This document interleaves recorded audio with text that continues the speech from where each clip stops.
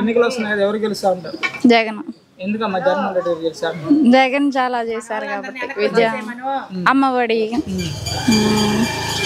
రైతు భరోసా ఇవన్నీ చేశాడు కాబట్టి జగన్కే ఓటేస్తాం. మరి చంద్రబాబు గారు బాగా చేస్తారని చెప్తున్నారు. ఆహా లేదు, జగన్కే ఓటు. మేనిఫెస్టో చూసారా? టీడీపీ మేనిఫెస్టో, వైసీపీ మేనిఫెస్టో రెండు చూసారా? ఎలా ఉన్నారు? రెండింటి తేడా ఎలా గమనించారు? జగన్ అంటే బాగా మంచిగా చేస్తాడు, టీడీపీ వాళ్ళు అంతగా చేయరు. అంటే చంద్రబాబు నమ్మమంటారా? మరి 3 చెప్తున్నాడు ఆయన ఏడాదికి ఇవ్వట్లేదు కదా, చెప్తాడు కదా. చెప్తున్నాడు కదా. జగన్మోహన్ రెడ్డి గారు అయితే అన్ని సక్రమంగా చేస్తారంట. అంతేనమ్మా?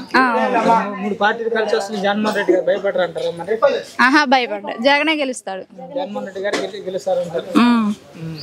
ఎందుకని అంత కాన్ఫిడెంట్ గా చెప్తున్నారు? ఎందుకంటే చేసే పనులు మంచి పనులు కాబట్టి జగనే గెలుస్తాడు.